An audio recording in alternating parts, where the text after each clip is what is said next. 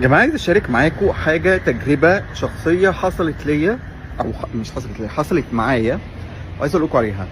انا كان في فترة كل شوية الاقي حد باعت لي بيقول لي ان في اكونت على الفيسبوك واخد صورك وعامل اكونت فيك يعني وبيكلم الناس وحاجات دي، وناس كتيرة قوي بعتوا لي اللينك، وفعلا دخلت وانا لقيت فعلا الاكونت عامل كده.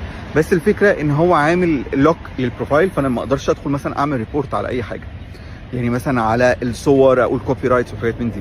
فحاولت كذا مره اعمل ريبورت وابعت، مع ان الاكونت بتاعي يعني انا فيريفايد، فبعمل من الاكونت بتاعي ريبورت ما بيحصلش اي حاجه لحد، ودي بقى نصيحه لاي حد وخصوصا كمان البنات اللي الناس بتاخد صورها، لحد ما بعت السبيك اب.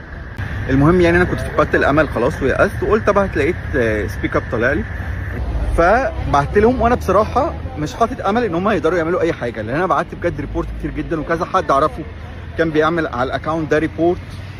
فبعت السبيك اب وقلت لهم المشكله، بعتوا لي كده فورم وبعتها لهم، مليتها وبعتها على الايميل، وحطيت لينك الاكونت اللي انا عايز اعمل له ريبورت والاكونت بتاعي. و يعني ما كملناش 24 ساعه لقيت ايميل جالي ان الاكونت اتمسح. فانا من موقعي هذا عايز اشكر سبيك اب بجد علشان ساعدوني اني اقفل الاكونت الفيك ده. ولو اي حد برضو عنده نفس المشكله او باي حاجه بجد ابعتوا للسبيك اب، وبجد شكرا جدا جدا جدا جدا.